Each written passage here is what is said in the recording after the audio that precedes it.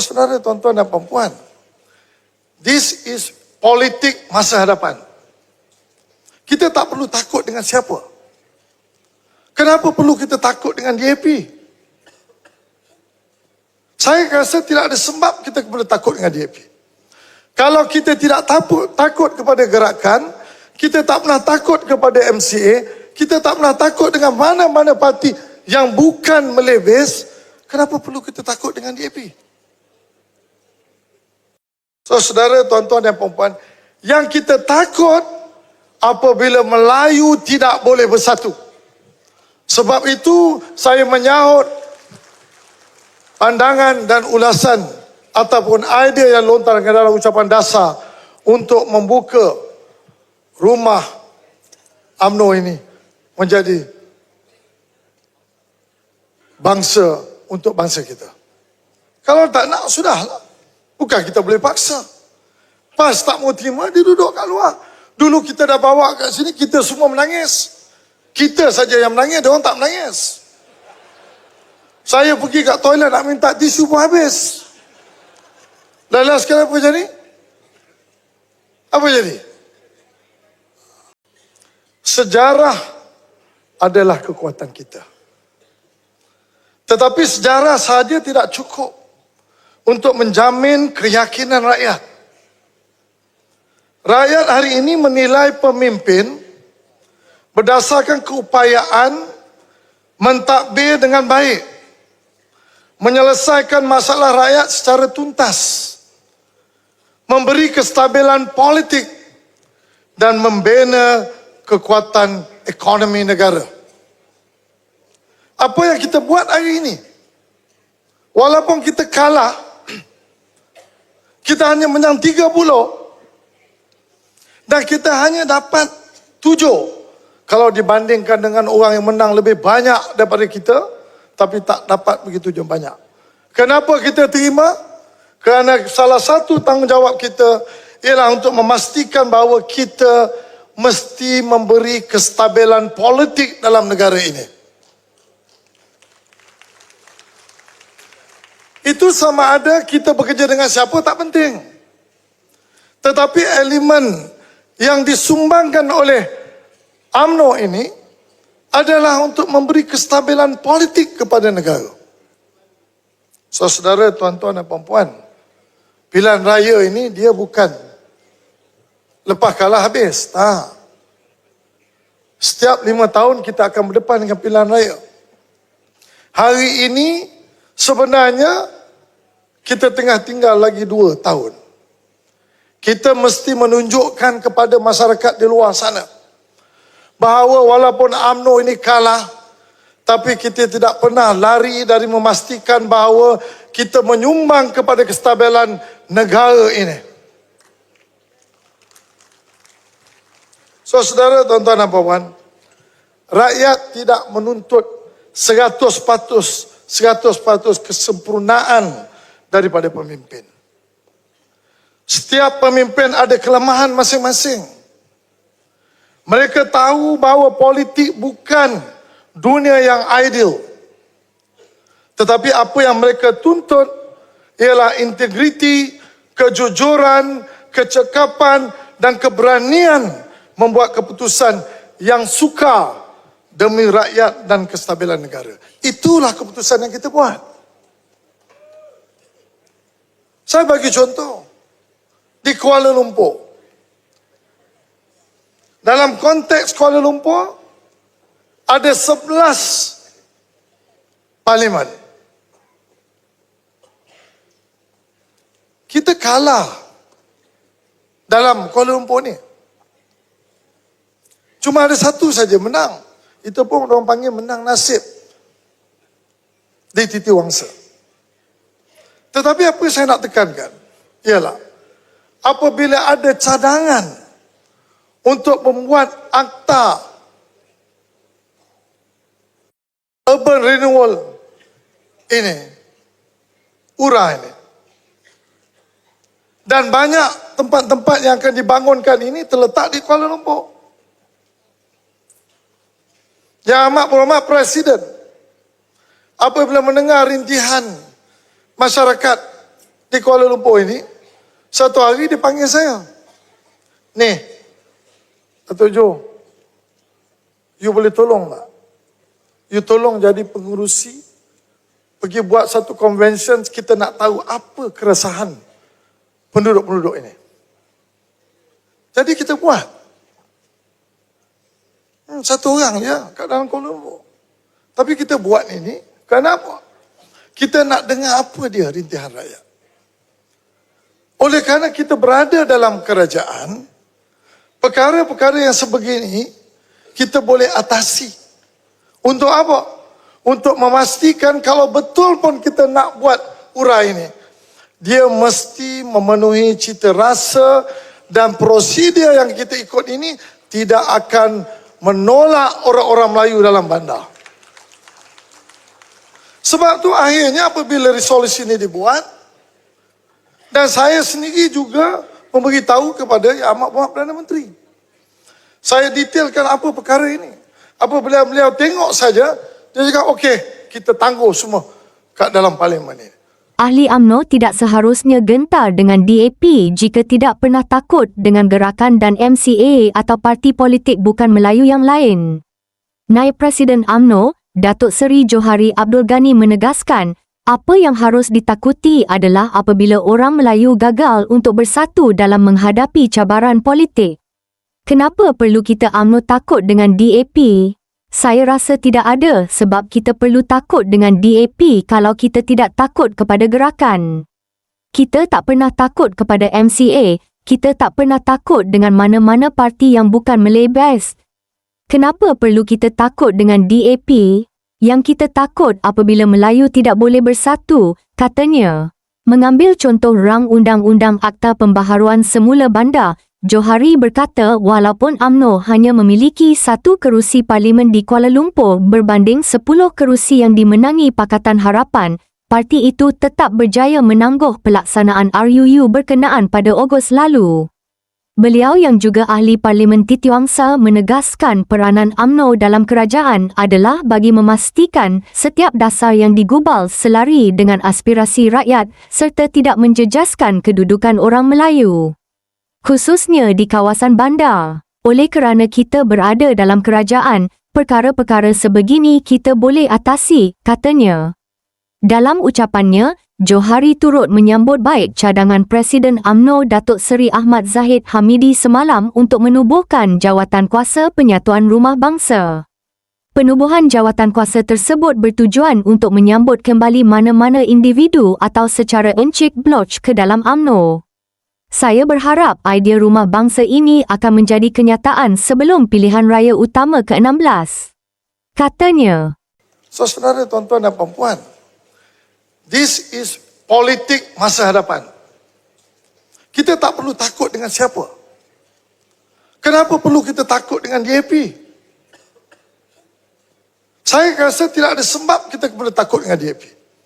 Kalau kita tidak takut kepada gerakan, kita tak pernah takut kepada MCA, kita tak pernah takut dengan mana-mana parti yang bukan Malay base, kenapa perlu kita takut dengan DAP?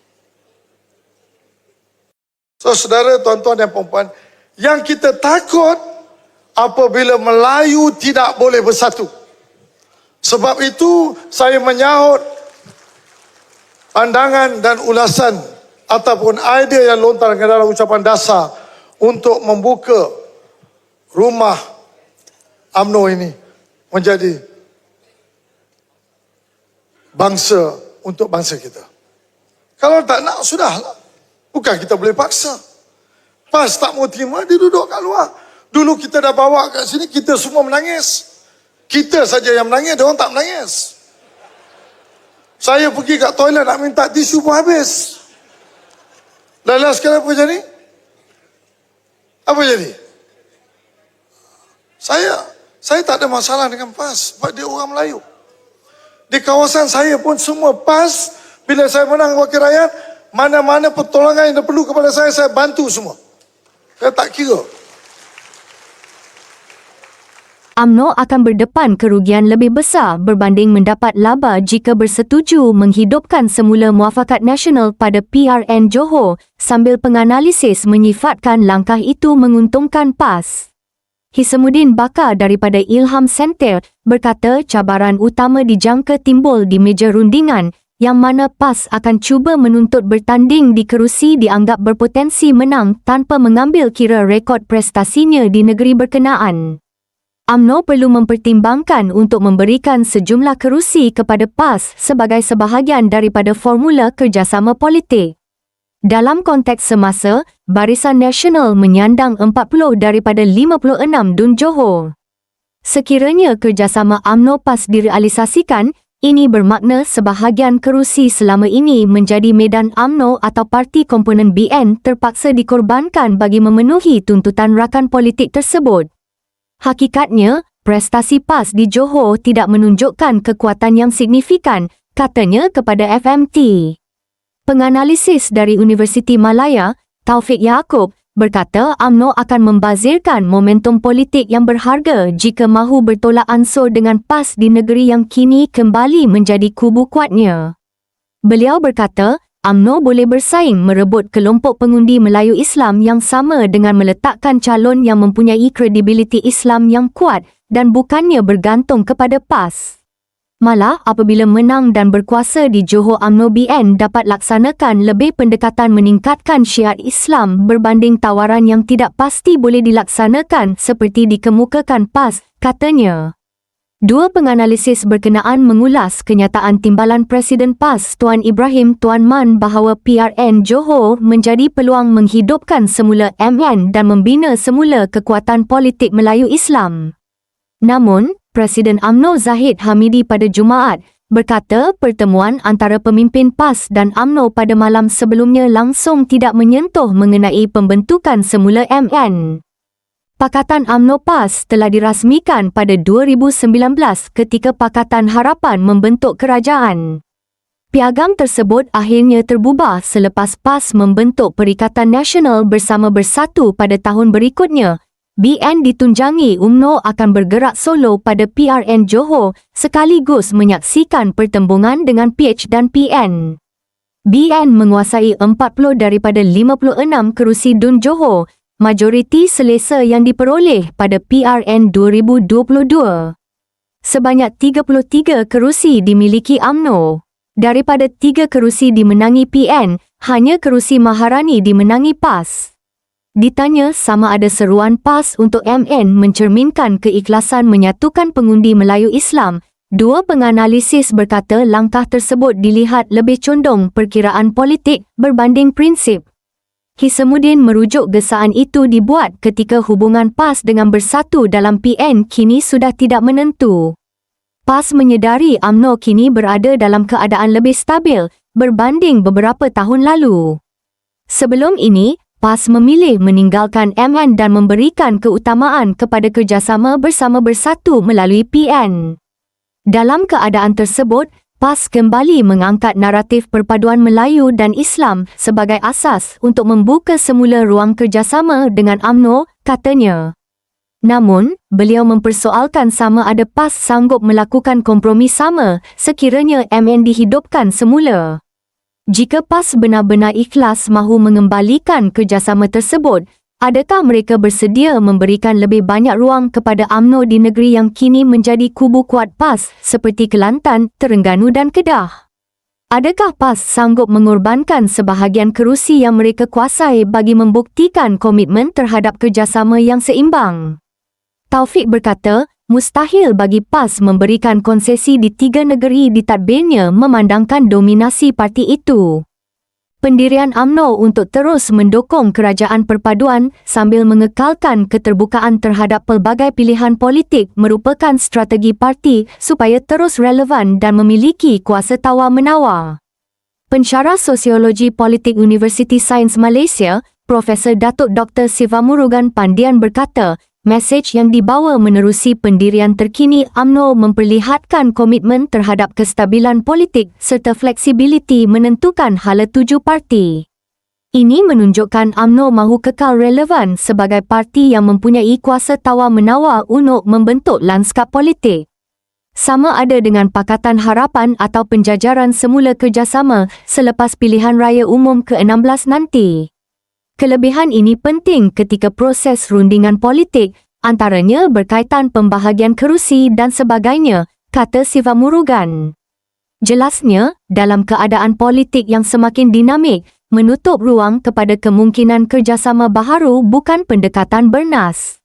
Politik itu sudah bersifat cair dan kita lihat dalam konteks kecairan ketika ini, menutup semua pintu kerjasama bukan satu strategi yang bijak.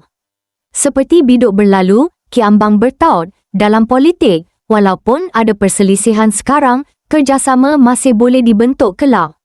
Jadi kenyataan yang dikeluarkan oleh UMNO menunjukkan parti itu mahu berpijak pada realiti politik semasa, iaitu mengekalkan kestabilan kerajaan hari ini sambil membuka ruang strategik untuk hari esok, ujarnya.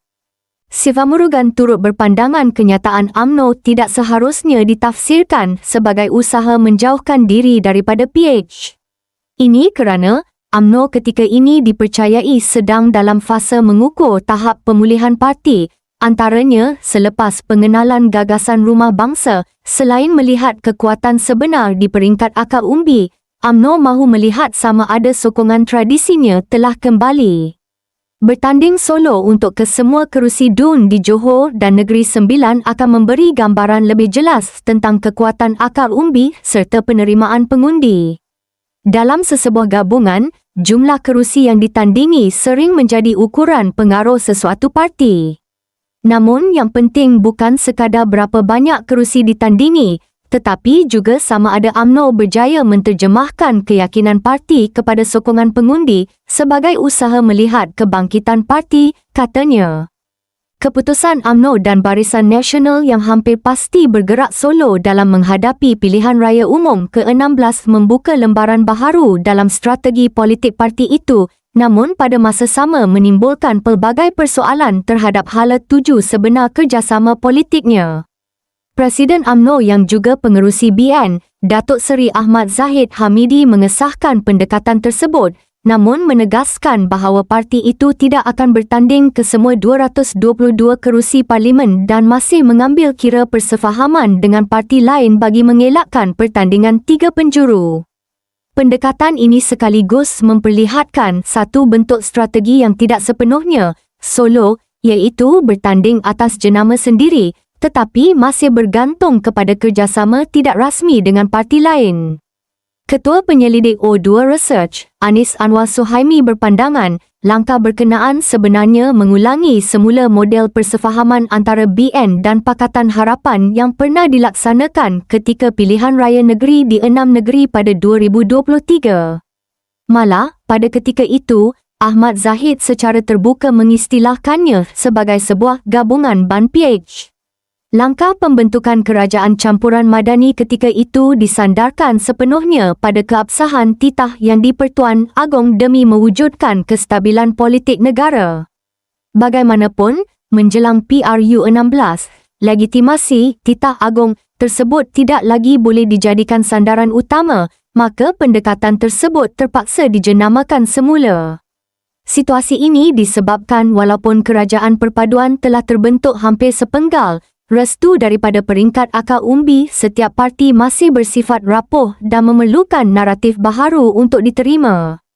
Saya melihat langkah ini sebenarnya mencerminkan sikap realistik pucuk pimpinan UMNO yang kini lebih sedar terhadap konsep perkongsian kuasa dalam lanskap politik semasa.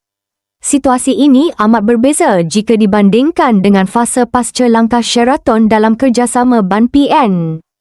Pada ketika itu, pucuk pimpinan merasakan UMNO masih mampu bergerak dan berkuasa secara solo bersandarkan momentum kemenangan besar dalam PRN Melaka dan Johor. Namun, keputusan PRU 15 serta pencapaian dalam PRN di 6 negeri yang lalu telah menyedarkan kepimpinan UMNO tentang hakikat bahawa mereka perlu melakukan pakatan politik serta berkongsi kuasa demi kelangsungan parti, katanya kepada Sinar Harian.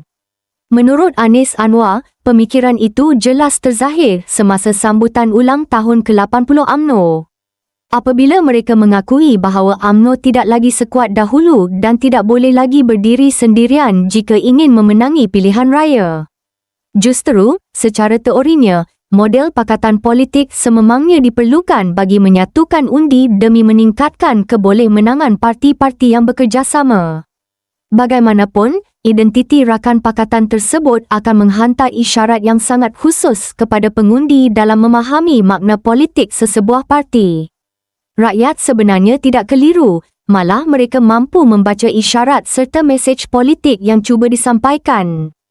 Sekaligus memudahkan sebahagian besar pengundi untuk membuat keputusan sama ada mahu menyokong atau menolak kerjasama tersebut. Namun, dilema yang nyata tetap wujud dalam kalangan pengundi teras UMNO ekoran kehadiran DAP sebagai musuh tradisi dalam kerjasama ini. Mereka terpaksa melakukan timbang tara yang sukar kerana mengundi parti sendiri secara tidak langsung dilihat sebagai pemboleh daya enabler kepada DAP untuk berada di tampuk kerajaan, jelas beliau. Menurutnya, situasi berbeza bagi pengundi teras PH dan DAP kerana mereka sedar bahawa DAP mempunyai head kerusi maksimum di kawasan bukan Melayu yang tidak melebihi 50 kerusi, maka demi membentuk kerajaan, kemenangan parti sekutu adalah satu kemestian yang harus diterima.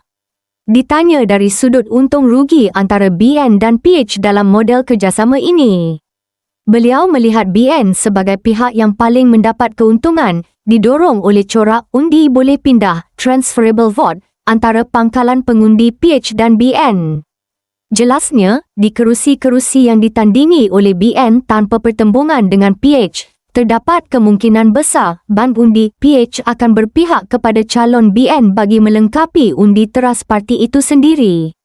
Bagaimanapun, berbeza pula dengan kerusi yang ditandingi oleh PH apabila pengundi Melayu khususnya merasakan mempunyai pilihan alternatif selain BN untuk mengangkat kepentingan mereka. Selain itu, terdapat juga risiko ketidakstabilan undi sekiranya wujud pertembungan daripada kem tertentu dalam PH yang bertindak memprotes kepimpinan sedia ada dengan meletakkan calon yang boleh membawa kepada perpecahan undi calon PH. Sementara itu, Fellow Penyelidik Utama Institut Kajian Etnik, Universiti Kebangsaan Malaysia, Profesor Dr. Kartini Abu Talib menjelaskan bahawa istilah Solo yang digunakan UMNO bukanlah bersifat mutlak. Katanya, ia lebih merujuk kepada penjenamaan, bukan strategi sepenuhnya, memandangkan parti itu masih menekankan persefahaman bagi mengelakkan pertandingan tiga penjuru. Beliau turut menjelaskan bahawa dalam kalangan pengundi, khususnya di kawasan campuran, pendekatan ini boleh menimbulkan pelbagai tafsiran. Jelasnya, daripada satu sisi, Solo boleh membawa imej berdikari tetapi masih bersedia berpakat, namun di sisi lain, mesej Solo bagi UMNO benar-benar menunjukkan kekuatan dan inklusif atau sekadar langkah menjaga survival politik. Jika Solo, UMNO untung kerana dapat kekalkan identiti sendiri dan elak risiko kalah akibat pertandingan banyak penjuru. Bagi rakan parti yang sepakat dan sefahaman, mereka akan mengelak bertanding di kerusi di mana UMNO ada. Bagaimanapun, risiko terbesar ialah strategi Solo tanpa gabungan bakal melemahkan UMNO jika parti-parti lain berjaya membentuk blok kerajaan yang besar tanpa UMNO. Katanya.